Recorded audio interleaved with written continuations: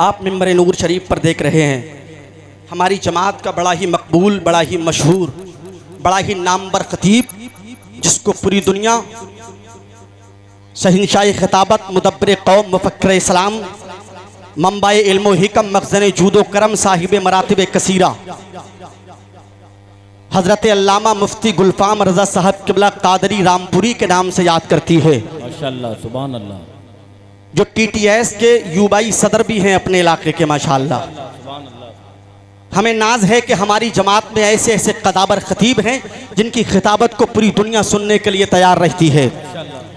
मैं तो हजरत के सामने यूं समझिए कि एक तालिबे इल्म हूँ। अभी आप छोटे से ट्रांसफार्मर को सुन रहे हैं, खिताबत की दुनिया का पूरा पावर हाउस आपकी निगाहों का मरकज़ बना हुआ है। अभी आप सुनेंगे, लेकिन आइए उससे पेशतर सुनते चले जाइएगा। इस्लाम के मुक़द्दस शहज़ादों, आपने गौसे आज़म के नाम को क्या समझ लिया है? आप समझते हो गौसे आज़म के नाम पर हमने 11वीं शरीफ के महीने में गौसे आज़म के नाम पर लंगर को लोगों को खिलवा दिया, हमने 11वीं शरीफ को मना लिया। आप गौसे आज़म के नाम पर बिरयानी बनवाते हो, आप गौसे आज़म के नाम पर मुर्गा ज़िबह करके फातिहा खानी कराते हो। लेकिन आइए, मैंने आपसे पूछा, या हज़रत अल्लामा मुफ्ती गुलफाम रामपुरी साहब क़िबला ने पूछा, लोगों आप गौसे आज़म की फातिहा मुर्ग ही पे क्यों दिलाते हो? मुर्गे को ही ज़िबा करके क्यों दिलाते हो? बिरयानी पर ही क्यों दिलाते हो? जब मैंने आपसे ये सवाल किया तो आप कहोगे, मौलाना अरे आपको पता नहीं है, अब्दुल कादिर गौसे आज़म को मुर्ग बहुत पसंद था, गौसे आज़म को मुर्गा बहुत पसंद था, इसलिए हम गौसे आज़म के नाम पर गौसे आज़म की फातिहा किसी और के गोश्त पर नहीं बल्कि मुर्गे के गोश्त पर दिलाते हैं। अरे नादान, तुझे अब्दुल कादिर की पसंदीदा चीज मुर्ग तो याद रहा, लेकिन तूने ये कैसे भुला दिया? गौसे आजम को मुर्ग तो बाद में पसंद था, नमाज से सबसे ज्यादा मोहब्बत गौसे आजम किया करते थे, मुर्गा तो बाद में पसंद किया करते थे। गौसे आजम अगर ज़कात देने के लायक थे तो ज़कात दिया करते थे, गौसे आजम गरीबों की मदद किया करते थे। तुझे ये क्यों नहीं पता है गौसे आजम ने ऐसे ऐसे काम किए थे जो तरीका उनके असलाफ ने बताया था। तुझे ये रस्मी चीज, तुझे ये सुन्नत गोश्त की मुर्ग की तो याद रही, लेकिन तूने अब्दुल कादिर की वो सुन्नत को भुला दिया कि मेरे आका गौसे आजम ने रातों रात एक पैर पे खड़े होकर कुरान पाक की तिलावत की थी। मेरे आका अब्दुल कादिर गौसे आजम को कुरान की तिलावत बहुत पसंद थी। अगर आप 11वीं शरीफ की महफिल अपनी बस्ती के अंदर नहीं भी कराओगे, अगर तुम मुर्ग पर गौसे आजम की फातिहा नहीं भी दिलाओगे, अगर तुम गौसे आजम के नाम पर बिरयानी करके अपनी बस्ती के लोगों को बिरयानी पकवा कर नहीं भी खिलाओगे, तो मेरे आका गौसे आजम इस बात पर नाराज नहीं होंगे। अगर तुम नमाज नहीं पढ़ोगे, अगर तुम साहिब निसाब को ज़कात नहीं दोगे, अगर तुम गरीब तुम्हारे पड़ोस में भूखा रह रहा है, अगर तुम उसकी मदद नहीं करोगे, अगर तुम कुरान की तिलावत नहीं करोगे, तो मैं दावे के साथ कह सकता हूँ बिरयानी पकवाने ना पकवाने से गौसे आजम तो नाराज नहीं होंगे, बल्कि अगर तुम नमाज नहीं पढ़ोगे तो अब्दुल कादिर आपसे नाराज हो जाएंगे। बेशक, माशाअल्लाह, सुभान अल्लाह, सुभान अल्लाह। जो असल है वो इन्हीं चीजों पर है। मैं मना नहीं करता, मैं इसका मुखालिफ भी नहीं हूं, और मेरी हैसियत क्या है, मेरी औकात क्या है? अपनी औकात सिर्फ इतनी है, कुछ नहीं, बात सिर्फ इतनी है, कल भी टुकड़ों पे उनके पलते थे, अब भी टुकड़ों पे उनके पलते हैं। अब कोई क्या हमें गिराएगा, हर सहारा गले लगाएगा, हमने खुद को गिरा दिया है, वहाँ गिरने वाले जहाँ संभलते हैं। अभी मुझसे पहले एक खिताब हजरत ने किया था, लेकिन वो अपने जुमलों के ज़रिए यही बताना चाह रहे थे, आज हमारा दिल दुखता है और हजरत के पास में बेशुमार फ़ोन आते होंगे, बेशुमार लोगों के कॉल मैसेज आते होंगे, हमें बार बार सुनने को मिलता है कि आज इर्तिदाद का जो फितना है वो बहुत तेज़ी के साथ वजूद में आ चुका है। आपको मालूम नहीं है ये वजह क्या है? सिर्फ इल्म की कमी है।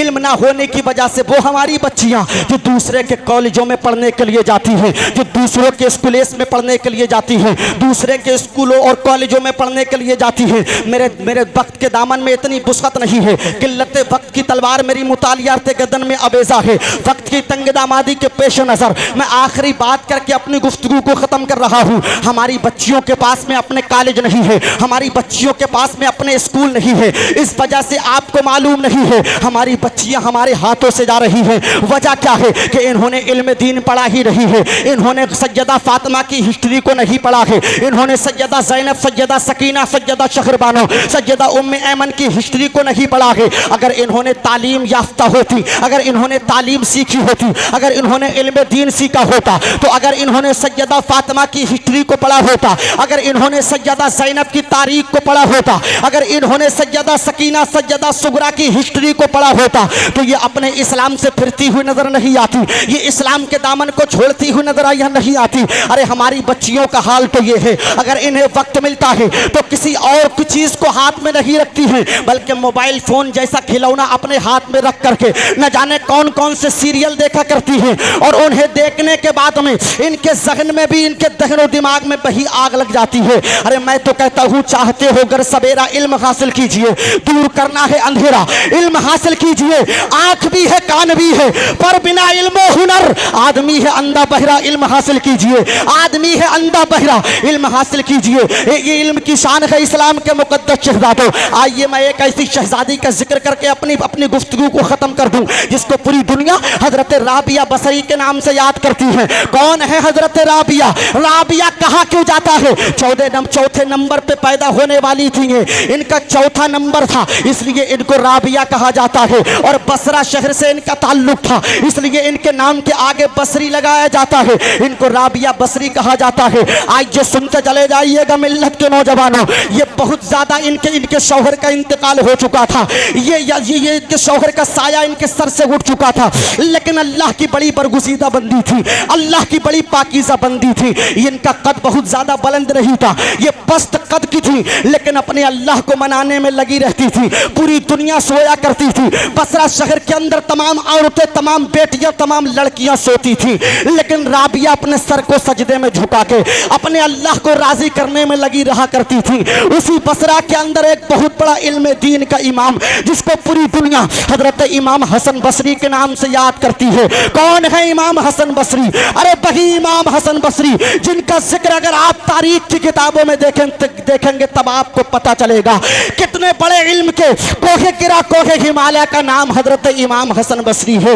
हजरत इमाम हसन बसरी के दिल में ख्याल पैदा होता है कि मेरी सुन के लिए तो बसरा के बड़े बड़े लोगों के, रईस आजम लोगों की बेटियों के रिश्ते हजरत इमाम हसन बसरी के लिए आ रहे थे, लेकिन हजरत इमाम हसन बसरी ने किसी के रिश्ते को एक्सेप्ट नहीं किया था। बड़ी बड़ी खूबसूरत महजबी और महपारा खूबसूरत बेटियों के रिश्ते हजरत इमाम हसन बसरी के मकान के दरवाजे पे आकर के दस्तक दिए थे, लेकिन इमाम हसन बसरी ने किसी के रिश्ते को कबूल नहीं किया था, बल्कि इमाम हसन बसरी के दिल में ख्याल पैदा होता है, इमाम हसन सोए हसन, अरे तेरे लिए तो बसरा के बड़े बड़े अमीर आजम, पैसे वाले, दौलत वाले, शोहरत वाले, सरमायादार लोगों की बेटियों के रिश्ते आ रहे हैं, लेकिन तूने अपने आका की जो हिस्ट्री है उसको कैसे भुला दिया है? जब मेरे आका करीम सल्लल्लाहु तआला अलैहि वसल्लम ने 40 साल बेबा खदीजा से शादी की थी, तो हसन अगर तू भी चाहता है कि मेरे आका की सुन्नत पे अमल पैरा रहा जाए, तो हसन तू किसी और से शादी नहीं, बल्कि बसरा के अंदर रहने वाली बरगुजीदा बेबा औरत जिसको पूरी दुनिया हजरत राबिया बसरी के नाम से याद करती है, हसन के दिल में ये बात अंगड़ाई लेती है, ये बात उनके दिल के अंदर तड़पती है। तो हजरत इमाम हसन बसरी अपने घर के अंदर से कदम निकालते हैं और हजरत राबिया बसरी के घर की तरफ अपने कदमों को बढ़ा रहे हैं। अल मुख्तसर ये कि पहुंच जाते हैं हजरत इमाम हसन बसरी हजरत राबिया के दरवाजे पर जाकर के दस्तक दी है, हजरत राबिया के दरवाजे पर जाकर के दरवाजा हिलाया है, खटखटाया है, दरवाजे पर जाकर के जैसे ही जंबिशती है, अंदर से पर्दे की आड़ से आवाज आती है, हो आने वाले कौन है जिसने आकर के मेरे दरवाजा खटखटाया है? कौन है जिसने आकर के मेरे दरवाजे पर दस्तक दी है? कौन है जिसने आकर के मेरे दरवाजे पर जंबिशती है? जब अंदर से इतनी आवाज आई थी अल्लाह की पाकीज़ा बंदी की, तो आवाज को सुनने के बाद में हजरत इमाम हसन बसरी, हजरत इमाम हसन ने कहा था, और राबिया सुन ले, तेरे दरवाजे पर कोई और नहीं बल्कि बसरा का हसन आया हुआ है। जब इतना कहा था हजरत इमाम हसन ने, तो राबिया सुन करके कहती है, ओ हसन बताओ तो सही तुम्हारे आने की वजह क्या है? तुम्हारे आने का मेरे दरवाजे पर ज़ाब्ता क्या है, उसूल क्या है, गर्ज़ वायत क्या है? जब इतना कहा था राबिया ने, तो हजरत इमाम हसन बसरी कहने लगे थे, ओ राबिया सुन ले, मुझे पता है तेरे शौहर का इंतकाल हो गया है, मुझे मालूम है कि तू अल्लाह की बरगुज़ीदा बंदी है, अल्लाह की इबादत और रियाजत में लगी रहती है। जब तेरे ऊपर नींद का गलबा तारी होता है, जब नींद तुझे बिस्तर की तरफ ले जाना चाहती है, तो अपने बालों को खींच के तू मलामत करती है और अपने नफ्स को झंझोड़ के कहती है, ऐ मेरे नफ्स तू कब तक मुझे बिस्तर पे लेटाने और सुलाने के लिए ले जाता रहेगा? अरे जब मौत का फरिश्ता रब मेरे ऊपर हाइल कर देगा तो राबिया तुझे वक्त नहीं मिलेगा अपने अल्लाह को मनाने के लिए, तुझे वक्त नहीं मिलेगा अपने अल्लाह को राजी करने के लिए। मैं अपने इस्लाम की उन शहजादियों के दिल पर दस्तक देना चाहता हूँ। मुझे भूले तो भूल जाए, लेकिन राबिया के पैगाम को अपने तख्ती दिल पे कंधा करने की कोशिश कीजिएगा। जो इस्लाम को छोड़ करके जा रही है दूसरे धर्म को कबूल करने के लिए, अरे ये इस्लाम हम तो आसानी से नहीं मिला है, बल्कि ज़ैनब ने कहीं पे अपने भाई इमाम हुसैन बन करके और अपने बाबा हजरत अली की जुल्फकार बन करके करबला के तपते हुए रेगिस्तान में परेशानियों को बर्दाश्त किया है, तब कहीं जाके इस्लाम हम तक पहुंचा है।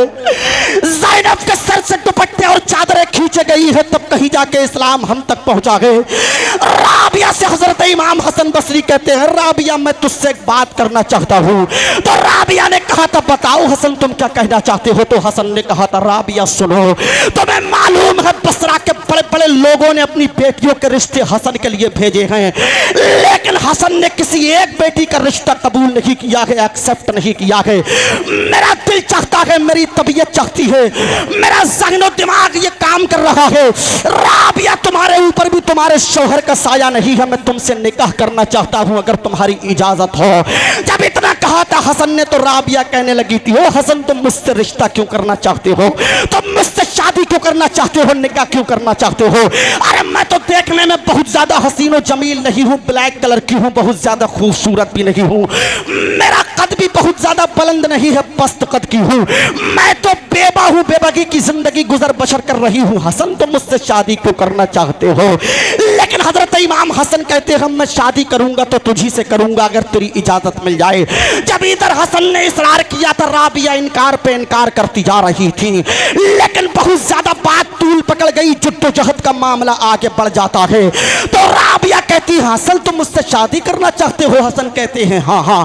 तो राबिया कहती है हसन सुन लो, अगर तुम मुझसे निकाह करने के लिए एग्री हो, अगर तुम मुझसे निकाह करने के लिए राजी हो, अगर तुम मुझसे निकाह करने के लिए तैयार हो तो मेरे 4 सवालों के जवाब तुम्हें देना पड़ेंगे। तो हसन के दिल में ये बात अंगड़ाई लेने लगी थी, अरे ये कौन से सवाल करेगी?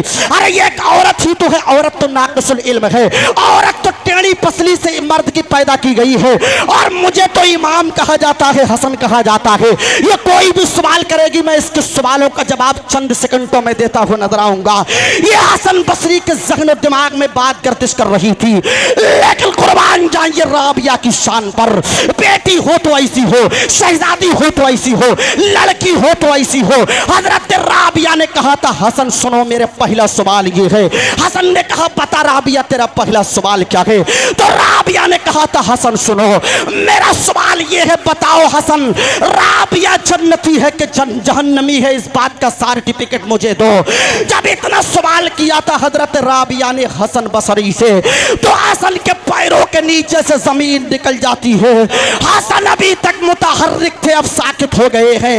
हसन अभी तक गर्दिश कर रहे थे, अब सुकूनत इख्तियार कर चुके हैं। हसन के मुंह से जुबान नहीं हिल रही है। अरे वो हसन जो अल्लाह की रातों रात इबादत और रियाजत किया करता था, उसे अपने जन्नती होने के बारे में मुकम्मल यकीन कामिल नहीं था, तो राबिया के बारे में कैसे बता सकता था कि राबिया तू जन्नती है कि जहन्नमी है? अरे मैं उन लोगों तक उनको झंझोड़ना चाहता हूँ जो मस्जिद के मिनारे से आजान की मुअज्जिन सदा बुलंद करता है, लेकिन नमाज पढ़ने के लिए नहीं जाते, और जन्नत का ठेकेदार बन के अपने गांव की गलियों में घूम रहा है।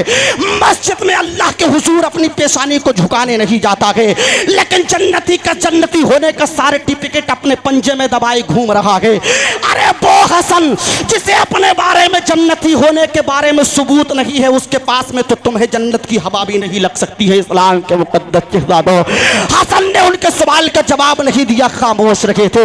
अब दूसरा सवाल सुनते चले जाइएगा मिल्लत के नौजवानों। अगर तीन साहब के सीने के अंदर दिल है और दिल के अंदर धड़कने हैं, और वो धड़कने अगर अल्लाह वालों से प्यार करती है तो सुनो इस्लाम के मुक़द्दस शहज़ादों।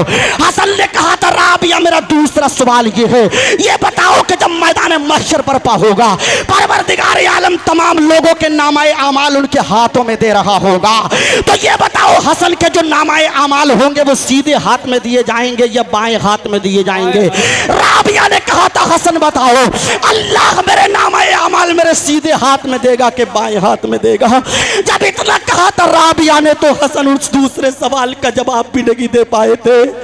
हजरत इमाम हसन बसरी खामोश है, अभी जवाब नहीं दिया है। तीसरा सवाल करती है राबिया, हसन से कहती है हसन बताओ, दो सवाल हो गए, तीसरा सवाल करने लगी हूँ।